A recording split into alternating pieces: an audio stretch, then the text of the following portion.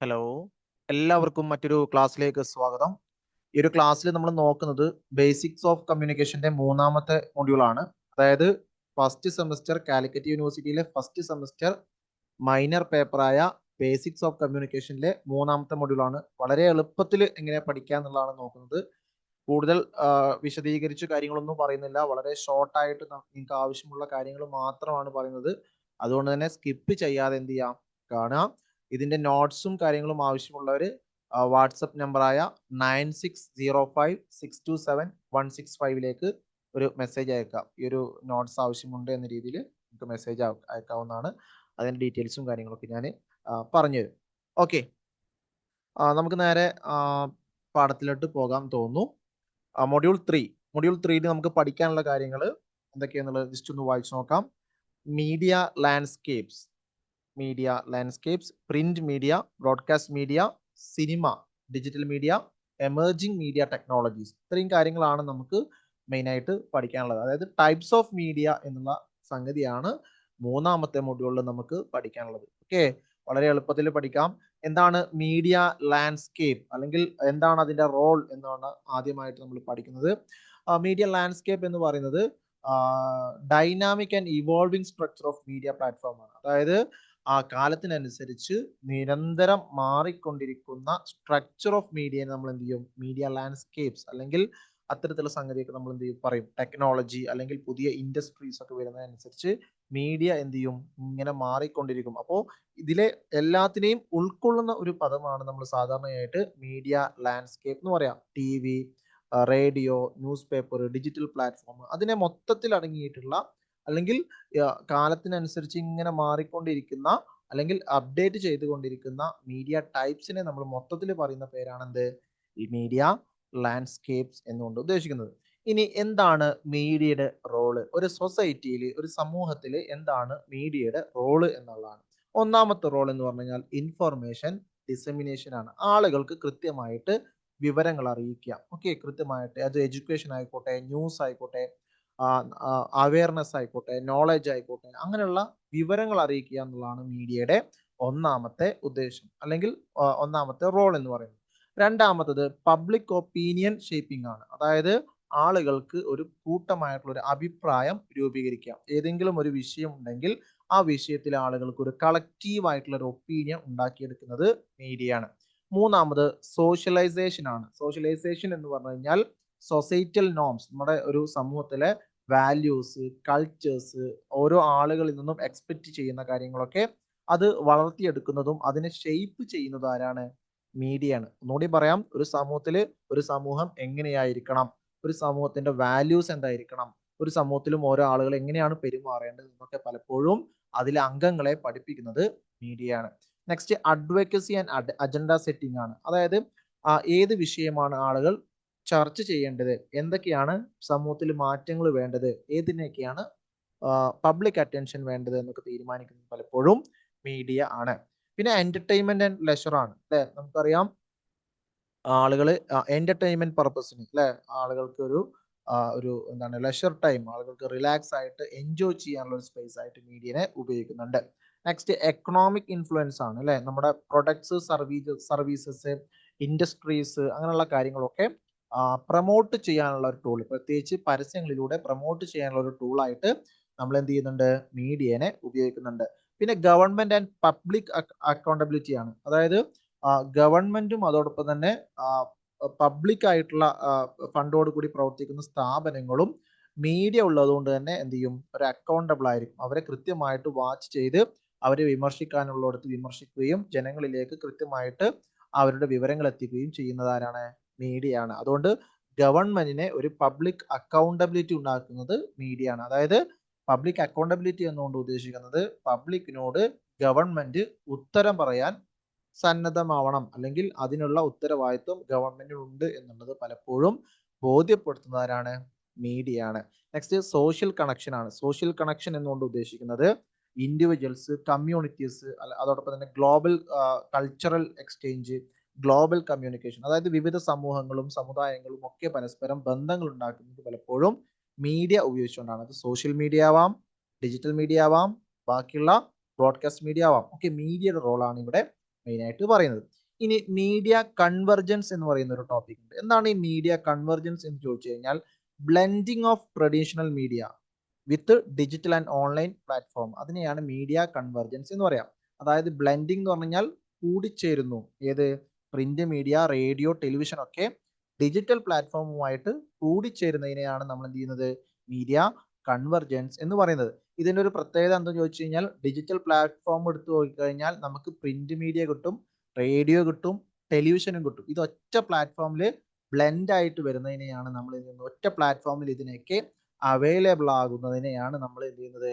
Media convergence എന്ന് പറയുന്നത്. അത് തന്നെയാണ് ഇവിടെ പറയുന്നത്. Media experience across devices and channels this റിസൾട്ടിനെ മോർ ഇന്റഗ്രേറ്റഡ്, അതായത് ഒരൊറ്റ മീഡിയയിൽ എന്ത് ചെയ്യും? ഒരുപാട് ടൈപ്സ് ഓഫ് ട്രഡീഷണൽ മീഡിയ ഒക്കെ നമുക്ക് അവൈലബിൾ ആവും. ഇനി അതിൻ്റെ ഒരു ഇമ്പാക്റ്റ് എന്താ നോക്കൂ നിങ്ങൾ. എൻഹാൻസ്ഡ് ആക്സസിബിലിറ്റി ആണ്. എല്ലാവർക്കും എല്ലാ കാര്യങ്ങളും എന്തായിരിക്കും? ലഭ്യമാകും. ഏത് സമയത്തും എവിടെയും ലഭ്യമാകും അല്ലെ. ഇപ്പൊ നമ്മുടെ ഫോൺ എടുത്തു കഴിഞ്ഞാൽ ഒരു പത്രം വായിക്കണമെങ്കിൽ വളരെ എളുപ്പമാണ് അല്ലെ. ഒരു റേഡിയോ പ്രോഗ്രാം കേൾക്കണമെങ്കിൽ വളരെ എളുപ്പമാണ്. ഒരു TV ചാനൽ കാണണമെങ്കിൽ എന്താണ്? വളരെ എളുപ്പമാണ്. അതാണ് ആക്സസിബിൾ ആണ്, ആളുകൾക്ക് പെട്ടെന്ന് കാര്യങ്ങളൊക്കെ കിട്ടും. രണ്ടാമത്തത് ഇന്ററാക്ടിവിറ്റി ആൻഡ് യൂസർ ജനറേറ്റഡ് കണ്ടന്റ് ആണ്. അതായത് കൂടുതൽ ആളുകൾക്ക് എന്ത് ചെയ്യാം? കമന്റ് ചെയ്യാം, അഭിപ്രായങ്ങൾ രേഖപ്പെടുത്താം. അതോടൊപ്പം തന്നെ യൂസർ ജനറേറ്റഡ് കണ്ടന്റ് ആണ്. പലപ്പോഴും ഓൺലൈൻ പ്ലാറ്റ്ഫോമിന് മാത്രമായിട്ട് അവർക്ക് ആവശ്യമുള്ള കണ്ടന്റ് ഒക്കെ എന്ത് ചെയ്യുന്നുണ്ട്? ഉണ്ടാക്കി കൊടുക്കുന്നുണ്ട് അല്ലെ. അതിനനുസരിച്ചുള്ള ഡിമാൻഡിനനുസരിച്ചുള്ള കണ്ടന്റ് ഒക്കെ കിട്ടുന്നുണ്ട്. Next cross promotion and branding ആണ്. അതായത് ഇപ്പോ പല മൾട്ടിപ്പിൾ ഫോർമാറ്റിലുള്ള ഓഡിയൻസുമായിട്ട് പല ആളുകളുമായിട്ട് എന്ത് ചെയ്യുന്നുണ്ട്? നമുക്ക് മാർക്കറ്റിംഗ് നടത്താം. അപ്പൊ പത്രത്തിൽ മാർക്കറ്റിംഗ് നടത്താം. അതോടൊപ്പം തന്നെ പത്രത്തിന്റെ ഓൺലൈൻ ചാനലിലും ഓൺലൈൻ വെബ്സൈറ്റിലൊക്കെ എന്ത് ചെയ്യാം? പത്രത്തിനാണ്. അപ്പോൾ ഒരുപാട് സ്ഥലത്ത് അറ്റ് എ ടൈം മാർക്കറ്റിംഗ് ചെയ്യാനുള്ള ഒരു അവസരം മീഡിയ കൺവെർജൻസ് വഴി അവൈലബിൾ ആവുന്നു. ഇപ്പോൾ മീഡിയ കൺവെർജൻസ് വന്നു എന്ന് കരുതിയിട്ട് പത്രം പ്രിന്റിംഗ് നിർത്തുന്നില്ല, റേഡിയോ അവരുടെ ബ്രോഡ്കാസ്റ്റിംഗ് നിർത്തുന്നില്ല, ടെലിവിഷൻ അവരുടെ ബ്രോഡ്കാസ്റ്റിംഗ് ഒന്നും നിർത്തുന്നില്ല. അതാണ് ഇവിടെ ഉദ്ദേശിക്കുന്നത് കേട്ടോ. അതൊക്കെ എന്ത് ചെയ്യുന്നുണ്ട്? ഡിജിറ്റൽ പ്ലാറ്റ്ഫോമിൽ അവൈലബിൾ ആണ് ചെയ്യുന്നത്. Next economic and work force changes ആണ് അല്ലെ. കുറച്ചുകൂടി ഹൈ ആയിട്ടുള്ള ടെക്നോളജിയും പ്ലാറ്റ്ഫോം ഒക്കെ ഉപയോഗിക്കുന്നു. അതോടൊപ്പം തന്നെ പലപ്പോഴും ഹൈ ആയിട്ടുള്ള പിന്നെ നമ്മൾ എന്ത് ചെയ്യുന്നു? പുതിയ രീതിയിലുള്ള വർക്ക് ഫോഴ്സ് ഒക്കെ നമുക്ക് ആവശ്യമായി വരുന്നു ഡിജിറ്റൽ പ്ലാറ്റ്ഫോമിലേക്ക്. പിന്നെ പേഴ്സണലൈസേഷൻ ആൻഡ് ടാർഗറ്റിംഗ് ആണ്. ആവശ്യമുള്ള ആളുകളിലേക്ക് ആവശ്യമുള്ള കണ്ടന്റ് കൃത്യമായിട്ട് എത്തുന്നു. കുറച്ചുകൂടി ആളുകൾക്ക് ആവശ്യമുള്ള കണ്ടന്റ് എത്തിക്കുന്ന രീതി മീഡിയ കൺവെർജൻസ് വഴി സാധ്യമായിട്ടുണ്ട്. പിന്നെ ക്യാരക്ടറിസ്റ്റിക്സ് ഓഫ് പ്രിന്റ് മീഡിയ ആണ്. പ്രിന്റ് മീഡിയയുടെ ക്യാരക്ടറിസ്റ്റിക്സ് എന്തൊക്കെയാണെന്നുള്ള. പ്രിന്റ് മീഡിയ എന്ന് പറഞ്ഞു കഴിഞ്ഞാൽ അതെന്താണ്? നമ്മൾ ടെക്സ്റ്റ് പ്രിന്റ് ചെയ്ത് വരുന്ന എല്ലാത്തിനെയും നമ്മൾ കോമൺ ആയിട്ട് പ്രിന്റ് മീഡിയ എന്നാണ് പറയാനുള്ളത്. ഇനി അതിന്റെ ഒന്നാമത്തെ ക്യാരക്ടറിസ്റ്റിക്സ് എന്ന് പറഞ്ഞാൽ ടൈംലിനെസ് ആണ്. ടൈംലിനെസ് എന്ന് പറഞ്ഞാൽ ഓരോ ദിവസവും എന്ത് ചെയ്യണം? ഒരു ന്യൂസ് പേപ്പറിന്റെ ക്യാരക്ടറാണ് നമ്മൾ മെയിനായിട്ട് പറയുന്നത്. ന്യൂസ് പേപ്പർ എന്ന് പറയുന്നത് എല്ലാ ദിവസവും അല്ലെങ്കിൽ കൃത്യമായിട്ടുള്ള ഒരു ഇടവേളയിൽ പുറത്തിറങ്ങിക്കൊണ്ടിരിക്കുന്നതായിരിക്കണം. ഓക്കെ, അതായത് ഇപ്പോൾ ഡെയിലി ആയിരിക്കണം, ചിലപ്പോൾ ആഴ്ചയിൽ 2 തവണ ആയിരിക്കും. അത് എന്ത് ചെയ്യണം? എല്ലാ വിഷയങ്ങളും കൈകാര്യം ചെയ്യണം. പൊളിറ്റിക്സ്, സ്പോർട്സ്, ലോക്കൽ കാര്യങ്ങൾ, ഇവന്റ്സ് കാര്യങ്ങളൊക്കെ കൈകാര്യം ചെയ്യുന്നതാണ്. അതാണ് അതിൻ്റെ ഒന്നാമത്തെ ക്യാരക്ടർ. രണ്ടാമത് ബ്രോഡ് ഓഡിയൻസ് റീച്ച് ആണ്. ഒരുപാട് ആളുകളിലേക്ക് അറ്റ് എ ടൈം എന്ത് ചെയ്യും? ന്യൂസ് പേപ്പർ എത്തും. മൂന്നാമത് ക്രെഡിബിലിറ്റി ആൻഡ് അതോറിറ്റി ആണ്. ആളുകൾക്ക് വിശ്വസിക്കാം, കാരണം അത് റെപ്യൂട്ടഡ് ആയിരിക്കും. അത് ആളുകൾക്ക് വിശ്വസിക്കാനുള്ള കാരണം എന്ന് വെച്ച് കഴിഞ്ഞാൽ സ്ട്രിക്റ്റ് ആയിട്ടുള്ള എഡിറ്റോറിയൽ സ്റ്റാൻഡേർഡ്സും ഫാക്ട് ചെക്കിംഗ് പ്രോസസ്സൊക്കെ എന്തായിരിക്കും? ന്യൂസ് പേപ്പറിൽ ഉണ്ടായിരിക്കും. അതുകൊണ്ട് തന്നെ അത് വിശ്വാസയോഗ്യമാണ്. നാലാമത് ലോക്കൽ ആൻഡ് ഗ്ലോബൽ കവറേജ് ആണ്.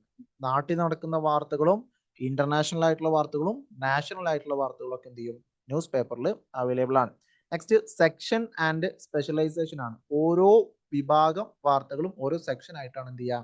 ന്യൂസ് പേപ്പറിൽ കൊടുക്കുക. അപ്പോൾ സ്പോർട്സ് പേജിൽ സ്പോർട്സ് വാർത്തകൾ, ബിസിനസ് പേജിൽ അങ്ങനെ, പൊളിറ്റിക്സ് പേജിൽ പൊളിറ്റിക്സ് വാർത്തകൾ, ലൈഫ് സ്റ്റൈൽ പേജിൽ അങ്ങനെ അങ്ങനെ ഓരോ പിന്നെ ടൈപ്പ് ഓഫ് വാർത്തകൾ ഓരോ പേജിലായിട്ട് സെക്ഷൻ ആയിട്ട് സ്പെഷ്യലൈസേഷൻ ആയിട്ടാണ് കൊടുക്കുന്നത്.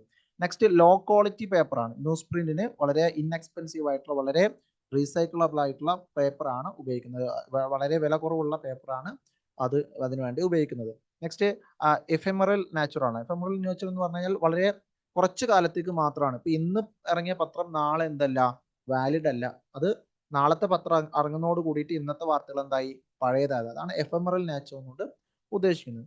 ഇനി നെക്സ്റ്റ് എന്താണ്? അഡ്വർടൈസിംഗ് ആണ്. ഒരുപാട് പരസ്യങ്ങൾ ചെയ്യാൻ പറ്റുന്ന അല്ലെങ്കിൽ പരസ്യം വഴി ഒരുപാട് റവന്യൂ ജനറേറ്റ് ചെയ്യാൻ പറ്റുന്ന ഒരു ഇൻഡസ്ട്രിയാണ് ന്യൂസ് പേപ്പർ എന്ന് പറയുന്നത്. നെക്സ്റ്റ് ക്യാരക്ടറിസ്റ്റിക്സ് ഓഫ് മാഗസീൻ ആണ്. മാഗസീൻ്റെ ക്യാരക്ടറിസ്റ്റിക്സ് പീരിയോഡിസിറ്റി ആൻഡ് ലോങ്വിറ്റി ആണ്.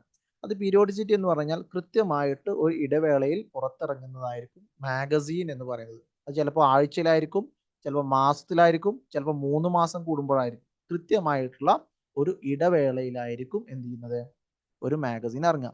പിന്നെ പത്രത്തെ പോലെ പിന്നെ ഇന്നത്തെ പത്രം നാളെ വാലിഡ് അല്ല എന്ന് പറഞ്ഞു, അതേപോലെ അല്ല മാഗസീൻ ഉണ്ടാവുക.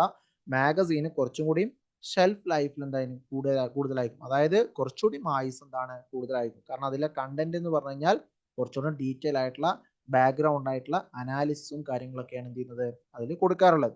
Next niche and targeted audience. മാഗസീൻസിന് എപ്പോഴും ടാർഗറ്റ് ആയിട്ടുള്ള ഓഡിയൻസ് ഉണ്ടാവും. അപ്പൊ പത്രത്തിന് ഓരോ പേപ്പറിൽ ഓരോ വിഷയങ്ങളാണ് കൊടുക്കാറ്.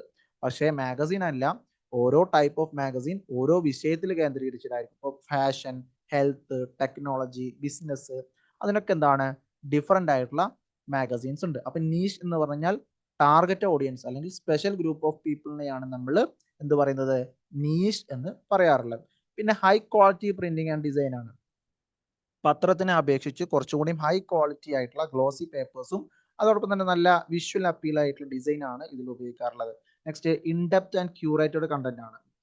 ന്യൂസ് പേപ്പറിനേക്കാൾ കൂടുതൽ ഡീറ്റെയിൽ ആയിട്ടുള്ള ആർട്ടിക്കിൾസും വിവരങ്ങളും സ്പെഷ്യൽ ഇൻട്രസ്റ്റ് ടോപ്പിക് ഒക്കെ എന്ത് ചെയ്യും ഇതിൽ ഉണ്ടാവാറുണ്ട്. വിഷ്വൽ ഹെവി ലേ ഔട്ട് ആണ്. ഒരുപാട് visuals, high quality photography, illustrations, graphic design ഒക്കെ മാഗസീനിൽ കാണാറുണ്ട്. പിന്നെ എഡിറ്റോറിയൽ സ്റ്റൈൽ ആൻഡ് ടോൺ.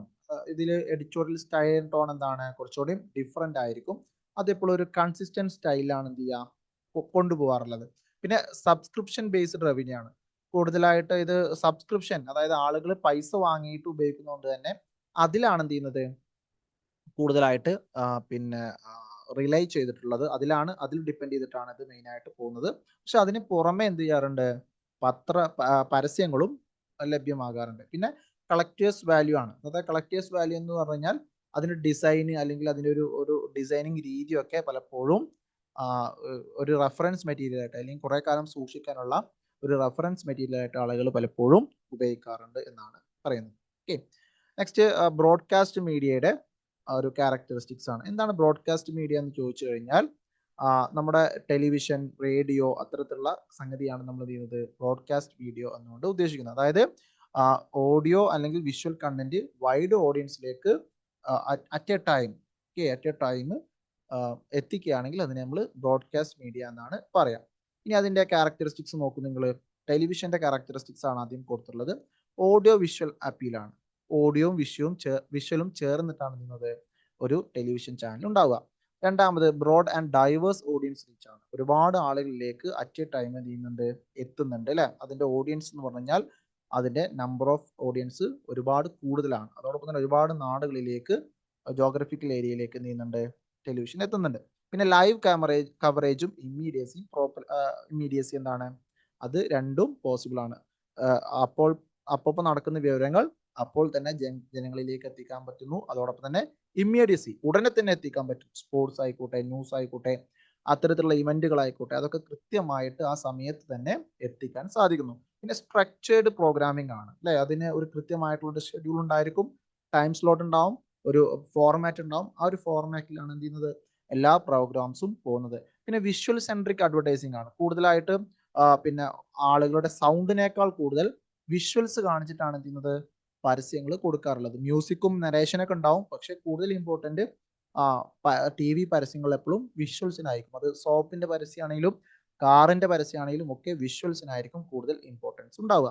പിന്നെ പ്രൊഡക്ഷൻ ഇൻറ്റൻസീവ് ആണ്. പ്രൊഡക്ഷൻ ഇൻറ്റൻസീവ് എന്ന് പറഞ്ഞാൽ അതിൻ്റെ ഒരു വില അല്ലെങ്കിൽ അതിൻ്റെ നമ്മുടെ ഈ ഒരു പ്രൊഡക്ഷൻ എടുക്കുന്ന ചെലവ് എന്ന് പറഞ്ഞാൽ വളരെ കൂടുതലാണ്. ബാക്കിയുള്ള മീഡിയനൊക്കെ കമ്പയർ ചെയ്യുന്ന സമയത്ത് ടെലിവിഷനിൽ കൂടുതലാണ്. പിന്നെ റെഗുലേറ്റഡ് കണ്ടന്റ് സ്റ്റാൻഡേർഡ് ആണ്. ഇപ്പോഴും നമ്മുടെ നാട്ടിലെ ഒരു NBSA പോലെ, ഇപ്പം നാഷണൽ ബ്രോഡ്കാസ്റ്റ് സ്റ്റാൻഡേർഡ് അതോറിറ്റി പോലുള്ള ചില സ്റ്റാറ്റ്യൂട്ടറി റെഗുലേറ്ററി ബോഡി ഉണ്ട്. അതായത് നിയന്ത്രിക്കാനുള്ള ബോഡി ഉണ്ട്. അപ്പോൾ അവരുടെ നിയമത്തിനനുസരിച്ച് മാത്രമേ എന്ത് ചെയ്യാൻ പറ്റുള്ളൂ, നമ്മുടെ നാട്ടിൽ ടെലിവിഷനൊക്കെ വർക്ക് ചെയ്യാൻ പറ്റുള്ളൂ. അതാണ് ഇവിടെ പറയുന്നത്. എപ്പോഴും ഒരു നിയന്ത്രണത്തിന് വിധേയമായിട്ടായിരിക്കും ടെലിവിഷൻ വർക്ക് ചെയ്യുന്നുണ്ടാവുക.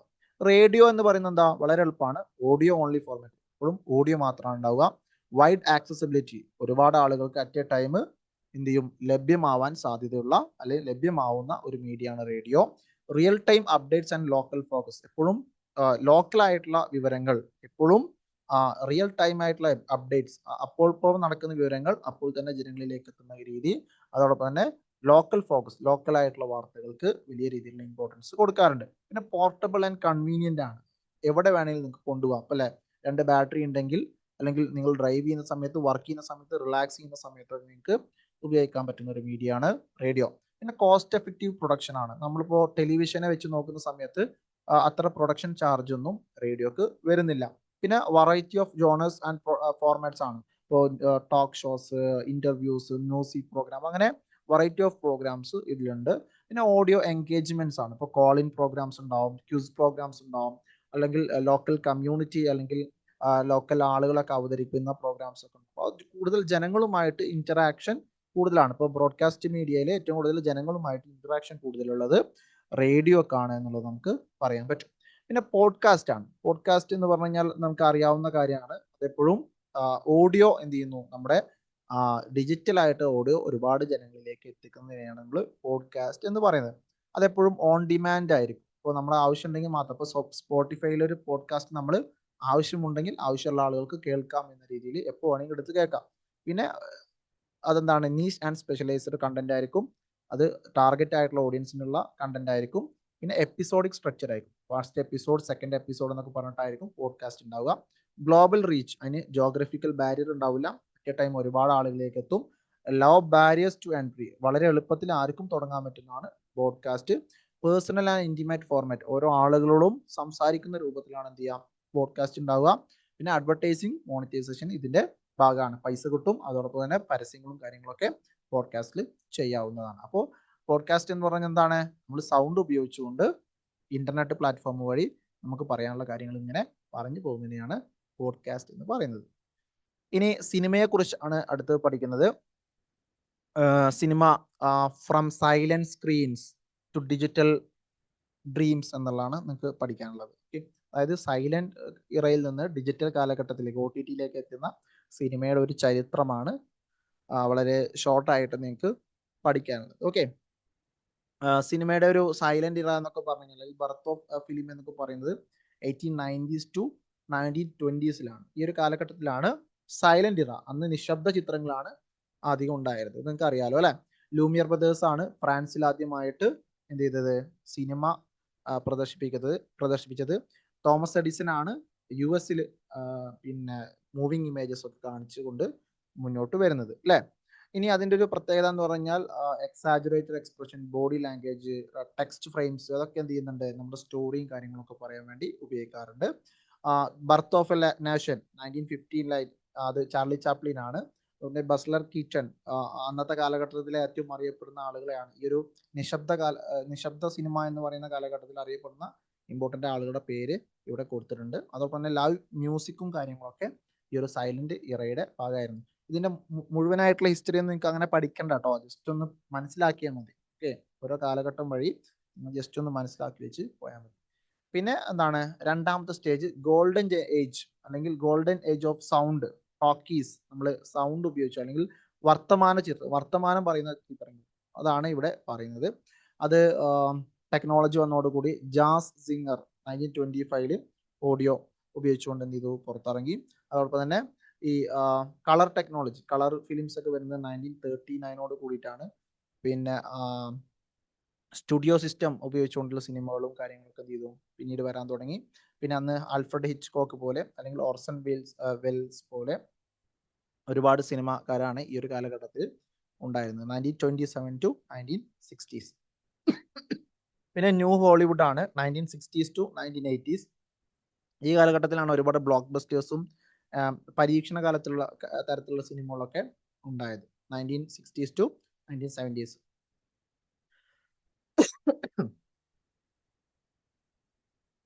ബ്ലോക്ക് ബസ്റ്റർ ഇടയാണ്. ജോസ് എന്ന് പറയുന്ന സ്റ്റാർ വാർസ് പോലുള്ള സിനിമകളൊക്കെ വലിയ ഒരുപാട് ഹൈ ബഡ്ജറ്റിലാണ് ഈ സിനിമകളൊക്കെ റിലീസ് ആയത്. പിന്നെ സ്പെഷ്യൽ എഫക്റ്റീവ് സൗണ്ട് ട്രാക്ക് ഒക്കെ ഈ ഒരു കാലഘട്ടത്തിലാണ് ഉപയോഗിക്കാൻ തുടങ്ങിയത്. സ്റ്റാർ വാർസിന്റെ തീമൊക്കെ നിങ്ങളൊന്ന് കേട്ട് നോക്കാം, അതൊക്കെ വളരെ രസകരമായിട്ടുള്ള ഇതാണ്. ഓക്കെ, അതാണ് മൂന്നാമത്തെ സ്റ്റേജ്. ഇനി ഇതിനെക്കുറിച്ച് ഡീറ്റെയിൽ ആയിട്ട് നിങ്ങൾ വായിക്കാട്ടോ. ഞാൻ വളരെ ചെറിയ രീതിയിലാണ് ഇത് ഉൾപ്പെടുത്തിയിട്ടുള്ളത്. ഇനി digital revolution 1990s to present, CGI, 3D, streaming, അതൊക്കെയാണ് ഇവിടെ 4ാമത്തെ കാറ്റഗറിയിൽ നമുക്ക് പഠിക്കാനുള്ളത്. അതിൽ ഡിജിറ്റൽ ഇമേജിംഗ് ആൻഡ് CGI എന്ന് പറഞ്ഞാൽ, CGI എന്ന് അറിയാലോ, കമ്പ്യൂട്ടർ ജനറേറ്റഡ് ഇമേജ് അല്ലെങ്കിൽ ഗ്രാഫിക്സ് ഇല്ലേ, അതിനെയാണ് CGI എന്നൊക്കെ പറയാം. ഇപ്പോൾ ജുറാസിക് പാർക്ക്, മെട്രിക്സ് അതുപോലുള്ള സിനിമകളൊക്കെ എന്താണ് കൂടുതലായിട്ട് ഡിജിറ്റൽ ഇമേജിംഗ് ആണ് അല്ലെ, ഗ്രാഫിക്സ് ഉപയോഗിച്ചുകൊണ്ടാണ് ക്രിയേറ്റ് ചെയ്തിട്ടുള്ളത്. പിന്നെ 3D സിനിമകളൊക്കെ എന്ത് ചെയ്തു വരാൻ തുടങ്ങി. ഇപ്പോൾ ഐമാക്സ് പോലുള്ള അവരൊക്കെ എന്ത് ചെയ്തു കുറച്ചുകൂടി നല്ല എക്സ്പീരിയൻസ് ആയിട്ടുള്ള സിനിമകൾ വരാൻ തുടങ്ങി. പിന്നെ ഇൻഡിപെൻഡന്റ് ഗ്ലോബൽ സിനിമകളൊക്കെ എന്ത് ചെയ്തു വരാൻ തുടങ്ങി എന്നുള്ളതാണ്. പിന്നെ സ്ട്രീമിംഗ് സർവീസസ്, ഏറ്റവും പുതിയ കാലഘട്ടത്തിൽ സ്ട്രീമിംഗ് സർവീസസ്, ഇപ്പോൾ Netflix, Amazon, Disney plus, Hotstar, അവരൊക്കെ എന്ത് ചെയ്തു കൂടുതൽ ആവശ്യക്കാർക്ക് സിനിമകൾ എത്തിക്കാൻ വേണ്ടി തുടങ്ങി എന്നുള്ളതാണ്. അതാണ് മെയിനായിട്ട് 4 കാലഘട്ടമാണ് പഠിക്കാനുള്ളത്. ആ കാലഘട്ടം ഒന്നും മനസ്സിലാക്കി വെച്ച് കഴിഞ്ഞാൽ 2 സിനിമകളോ 3 സിനിമയിലും ആ ഒരു കാലഘട്ടത്തെ പഠിക്കുക. ഇതിന് പുറമെ ഡയറക്ടേഴ്സും സിനിമകളൊക്കെ എന്ത് ചെയ്യുക മനസ്സിലാക്കുക. ഫസ്റ്റ് വൺ സൈലന്റ് ഏറയാണ്, രണ്ടാമത്തത് ഗോൾഡൻ ഏജ് ഓഫ് സൗണ്ട് ആണ്, മൂന്നാമത്തത് ന്യൂ ഹോളിവുഡ് ആണ്, എക്സ്പെരിമെന്റേഷൻ സിനിമകളാണ്, നാലാമത് ഡിജിറ്റൽ റവല്യൂഷൻ ആണ് അല്ലെ, അതിനെയാണ് 4. പിന്നെ വേറൊന്നുള്ളത് virtual reality and AI in film making ആണ്. ഇപ്പോൾ പുതിയ കാലത്ത് അല്ലെങ്കിൽ ഫ്യൂച്ചർ ആയിട്ട് വരുന്ന ഒരു കാര്യം എന്ന് പറഞ്ഞാൽ നമ്മൾ വിഷ്വൽ റിയാലിറ്റി ഉപയോഗിച്ചുകൊണ്ട്, അല്ലെങ്കിൽ വെർച്വൽ റിയാലിറ്റി ഉപയോഗിച്ചുകൊണ്ട്, ഓഗ്മെന്റഡ് റിയാലിറ്റി ഉപയോഗിച്ചുകൊണ്ട് എന്ത് ചെയ്യുന്നു നമ്മൾ ആ സിനിമയിൽ നമ്മൾ അവിടെ ആ സ്ഥലത്തുണ്ട് എന്ന രീതിയിൽ, അപ്പോൾ അതിൻ്റെ ഒരു ഗ്ലാസ് സ്പെക്സ് വെച്ച് കഴിഞ്ഞാൽ നമ്മൾ ആ സിനിമ നടക്കുന്ന സ്ഥലത്തുണ്ട് എന്നുള്ളൊരു ഫീല് നമുക്ക് ഉണ്ടാവും. ഇപ്പോൾ ഒരാൾ വെള്ളത്തിൽ മുങ്ങുകയാണെങ്കിൽ നമ്മളും വെള്ളത്തിൻ്റെ അടിയിലാണ് എന്നുള്ളൊരു ഫീല് ക്രിയേറ്റ് ചെയ്യുന്ന, അല്ലെങ്കിൽ 3Dനേക്കാൾ മുകളിൽ 360 ഡിഗ്രി സീൻസ് ഒക്കെ എന്ത് ചെയ്യുന്നുണ്ട് ഇപ്പോൾ സിനിമകളെ പോലെ രൂപത്തിൽ ഇനി വരും. അതൊക്കെയാണ് ഫ്യൂച്ചർ. പിന്നെ അതോടൊപ്പം തന്നെ ആർട്ടിഫിഷ്യൽ ഇന്റലിജൻസ്, അതായത് മനുഷ്യന്റെ നിർമ്മിത ബുദ്ധി ഉപയോഗിച്ചുകൊണ്ട് സ്ക്രിപ്റ്റ് റൈറ്റിംഗ്, ഗ്രാഫിക്സ് ഉണ്ടാക്കുന്നത്, പിന്നെ സിനിമയിലെ കാസ്റ്റിംഗ്, അതോടൊപ്പം തന്നെ എഡിറ്റിംഗ് വർക്കുകളൊക്കെ ഭാവിയിൽ വരും എന്നുള്ളതാണ് പ്രതീക്ഷിക്കുന്നത്. ഓക്കെ, ഇതാണ് സിനിമയുമായി ബന്ധപ്പെട്ട് പറയാനുള്ളത്. നെക്സ്റ്റ് ഡിജിറ്റൽ മീഡിയ ആണ്. ഡിജിറ്റൽ മീഡിയ എന്ന് പറഞ്ഞു കഴിഞ്ഞാൽ ഇന്റർനെറ്റ് ഉപയോഗിച്ചുകൊണ്ട് പ്രവർത്തിക്കുന്ന എല്ലാ മീഡിയയെയും നമ്മൾ എന്ത് ചെയ്യും, ഡിജിറ്റൽ മീഡിയ എന്ന് പറയുന്ന പ്ലാറ്റ്ഫോമിലാണ് ഉൾപ്പെടുത്തുന്നത്. അതാണ് ഇവിടെ പറയുന്നത്. Digital media encompasses various internet-based platform and technology that allow users to create, share and consume content in multiple format, including text, video and interactive multimedia. അതായത് ടെക്സ്റ്റ്, വീഡിയോ, അതോടൊപ്പം തന്നെ ഇന്ററാക്റ്റീവ് മൾട്ടിമീഡിയ ഒക്കെ ഉപയോഗിച്ചുകൊണ്ട് ആളുകൾ കണ്ടന്റ് ഉണ്ടാക്കുന്നു, അത് share ചെയ്യുന്നു. അതിനൊക്കെ വേണ്ടി ഇന്റർനെറ്റ് ഉപയോഗിക്കുന്നതോട് കൂടിയിട്ട് അതിനെ പറയുന്ന പേരാണ് എന്ത്, ഡിജിറ്റൽ മീഡിയ എന്നുള്ളത്. ഓക്കെ, ഇനി സോഷ്യൽ മീഡിയ ആണ്. അതിന്റെ ഒരു ഡെഫിനിഷൻ നോക്കൂ. Social media platform are digital spaces that facilitate social interaction. സമൂഹത്തിലെ ആളുകളെ തമ്മിൽ ഇടപെടാൻ സഹായിക്കുന്ന പ്ലാറ്റ്ഫോമിനെയാണ് നമ്മൾ സോഷ്യൽ മീഡിയ എന്ന് പറയുന്നത്. ആളുകൾക്ക് കണ്ടന്റ് ഷെയർ ചെയ്യാൻ, യൂസർ എൻഗേജ്മെന്റ്, പരസ്പരം അഭിപ്രായങ്ങളും കാര്യങ്ങളൊക്കെ പറയാനുള്ള ഒരു ഇടമാണ്. ആളുകൾക്ക് സോഷ്യലി ഇന്ററാക്ട് ചെയ്യാനുള്ള ഒരു ഇടമാണ്. അത് ഡിജിറ്റൽ സ്പേസിലുള്ള ഒരു ഇടത്തിനെയാണ് നമ്മൾ എന്ത് ചെയ്യുന്നത്, സോഷ്യൽ മീഡിയ എന്ന് പറയുന്നത്. ഉദാഹരണം നിങ്ങൾക്ക് അറിയാമല്ലോ, Facebook, Twitter, Instagram, TikTok, LinkedIn. ഇനി അതിന്റെ ഒരു ക്യാരക്ടറിസ്റ്റിക്സ് അല്ലെ, ഒന്നാമത്തെ ക്യാരക്ടറിസ്റ്റിക്സ് എന്ന് പറഞ്ഞു കഴിഞ്ഞാൽ ഇന്ററാക്ടിവിറ്റി ആണ്. ആളുകൾക്ക് എന്ത് ചെയ്യാം, കമന്റ് ചെയ്യാം, റിയാക്ട് ചെയ്യാം, ഷെയർ ചെയ്യാം. ഇതൊക്കെയാണ് ഒന്നാമത്തെ അല്ലെ, ഇടപെടാൻ പറ്റും. രണ്ടാമത് യൂസർ ജനറേറ്റഡ് കണ്ടന്റ് ആണ്. ആളുകളാണ് എന്ത് ചെയ്യുന്നത്, അവിടെ കണ്ടന്റ് ഉണ്ടാകുന്നത് അല്ലെ. അവിടെ വീഡിയോസ്, റീൽസ്, വോയിസ്, ടോപ്പിക്സ് അല്ലെങ്കിൽ ഡിസ്കഷൻ ഒക്കെ നടത്തുന്ന ആരാണ്, വ്യക്തികളാണ് അല്ലെ, അല്ലാതെ കമ്പനി അല്ല നടത്തുന്നത്. നെക്സ്റ്റ് നെറ്റ്വർക്കിംഗ് ആൻഡ് കണക്ടിവിറ്റി ആണ്. ആളുകൾ തമ്മിൽ, ബിസിനസ് തമ്മിൽ, കമ്മ്യൂണിറ്റി തമ്മിൽ, വലിയ വലിയ ഗ്ലോബലി അല്ലെ, വിവിധ സമുദായങ്ങൾ തമ്മിലൊക്കെ കണക്ട് ചെയ്യാനും ഇന്ററാക്ട് ചെയ്യാനും എന്ത് ചെയ്യുന്നതാണ്, സോഷ്യൽ മീഡിയ വളരെ ഉപകാരമാണ്. നെക്സ്റ്റ് ഇൻഫ്ലുവൻസ് ആൻഡ് വൈറലിറ്റി ആണ്. വൈറലാവും അല്ലെ, നമ്മൾ ഉദ്ദേശിക്കുന്ന കാര്യങ്ങൾ നമ്മൾ ഉദ്ദേശിക്കുന്നതിനേക്കാൾ കൂടുതൽ എന്ത് ചെയ്യും, ആളുകളിലേക്ക് എത്തും അല്ലെ. അപ്പൊ ഈ ഒരു ക്ലാസ് എത്ര കുട്ടികൾ കേൾക്കുന്നു, കാണുന്നു എന്നും എനിക്ക് അറിയാൻ പറ്റില്ല. ചിലപ്പോൾ എന്ത് ചെയ്യും, ഞാൻ വിചാരിക്കുന്നതിനേക്കാൾ കൂടുതൽ കുട്ടികൾ കാണും, ചിലപ്പോൾ അതിൽ കുറച്ചേ കാണുള്ളൂ. അപ്പോൾ ഒരു വൈറൽ പൊട്ടൻഷ്യൽ എന്തിനുണ്ട്, സോഷ്യൽ മീഡിയക്ക് ഉണ്ട്. എപ്പോൾ വേണമെങ്കിലും നിങ്ങൾ വൈറലാവും, എപ്പോൾ വേണമെങ്കിലും കൂടുതൽ ആളുകളിലേക്ക് നിങ്ങളുടെ മെസ്സേജ് നിങ്ങൾ വിചാരിക്കുന്നതിനേക്കാൾ കൂടുതൽ എത്താനുള്ള സാധ്യതയുണ്ട്. ഓക്കെ, എനിക്ക് തോന്നുന്നു ഇത്രയും കാര്യങ്ങളാണ്. പിന്നെ ഡിജിറ്റൽ ലിറ്ററസിയെ കുറിച്ചൊക്കെയാണ് ഇതിൽ മെയിനായിട്ട് പറയുന്നത്. ഡിജിറ്റൽ ലിറ്ററസി എന്ന് പറഞ്ഞു കഴിഞ്ഞാൽ നമ്മൾ പിന്നെ ഡിജിറ്റൽ പ്ലാറ്റ്ഫോമിൽ ഒരു കാര്യം കണ്ടെത്താനും അത് വാല്യുവേറ്റ് ചെയ്യാനും ക്രിയേറ്റ് ചെയ്യാനും ഒക്കെ സാധിക്കുമെങ്കിൽ അല്ലെങ്കിൽ അതിലെ ഡിജിറ്റൽ ടൂൾസും ഒക്കെ ഉപയോഗിച്ചുകൊണ്ട് നമുക്ക് സാധിക്കും. അതിനെക്കുറിച്ചുള്ള എബിലിറ്റിയാണ് നമ്മൾ ഡിജിറ്റൽ ലിറ്ററസി. അത് ഇപ്പോൾ സോഷ്യൽ മീഡിയയിൽ അക്കൗണ്ട് ഉണ്ടാക്കാനും അത് വീഡിയോ അപ്ലോഡ് ചെയ്യാനും അതിൽ ഫോട്ടോസ് അപ്ലോഡ് ചെയ്യാനും ഡിലീറ്റ് ചെയ്യാനും റിമൂവ് ചെയ്യാനും അങ്ങനെയുള്ള കാര്യങ്ങളൊക്കെ നിങ്ങൾക്ക് അറിയുമെങ്കിൽ നിങ്ങൾ എന്താണ് ഡിജിറ്റൽ സാക്ഷരത നേടി എന്നുള്ളതാണ്. ഡിജിറ്റൽ സാക്ഷരത എന്നുള്ളതാണ് അതിൻ്റെ മലയാളം. അതിന് ഏറ്റവും ആവശ്യമായിട്ടുള്ള കാര്യങ്ങൾ എന്ന് പറഞ്ഞാൽ ടെക്നിക്കൽ സ്കില്ലാണ് അല്ലേ. ഓരോ സംഗതികൾ എങ്ങനെയാണ് ഓപ്പൺ ചെയ്യുക എന്നുള്ളതിൻ്റെ അല്ലെങ്കിൽ എങ്ങനെയാണ് ഓപ്പറേറ്റ് ചെയ്യുക എന്നുള്ളതിൻ്റെ ടെക്നിക്കൽ സ്കിൽ. രണ്ടാമത് ക്രിട്ടിക്കൽ തിങ്കിങ് ആണ് അല്ലേ. അപ്പോൾ ഒരാളൊരു വിവരം തന്നു കഴിഞ്ഞാൽ അത് തെറ്റായ വിവരമാണോ ശരിയായ വിവരമാണോ എന്ന് തിരിച്ചറിയാനുള്ള ഒരു critical thinking. Next online communication ആണ്. ഓൺലൈൻ ആളുകളുമായിട്ട് കമ്മ്യൂണിക്കേറ്റ് ചെയ്യുന്ന സമയത്ത് പാലിക്കേണ്ട മര്യാദകൾ അല്ലെ. മറ്റുള്ളവരെ ബഹുമാനിക്കണം, മറ്റുള്ളവരോട് മാന്യത പുലർത്തേണ്ട കാര്യങ്ങൾ, അതൊക്കെ ഡിജിറ്റൽ ലിറ്ററസിന്റെ ഭാഗമായിട്ട് വരുന്നതാണ്. പിന്നെ പ്രൈവസി ആൻഡ് സെക്യൂരിറ്റി അവയർനെസ് ആണ്. ബാക്കിയുള്ള ആളുകളുടെ പിന്നെ അല്ലെങ്കിൽ നമ്മുടെ തന്നെ ഡാറ്റ പ്രൈവസി, നമ്മുടെ പാസ്വേഡിന്റെ സെക്യൂർനെസ്, അതോടൊപ്പം തന്നെ ഓൺലൈൻ സെക്യൂരിറ്റി പ്രാക്ടീസസ്, അതായത് നമ്മുടെ പേഴ്സണൽ പ്രൊട്ടക്ട് അല്ലെങ്കിൽ പേഴ്സണൽ ഇൻഫോർമേഷൻ പ്രൊട്ടക്ട് ചെയ്യാനുള്ള ആവശ്യമായിട്ടുള്ള കാര്യങ്ങളൊക്കെ നമ്മൾ ചെയ്യുന്നുണ്ടോ.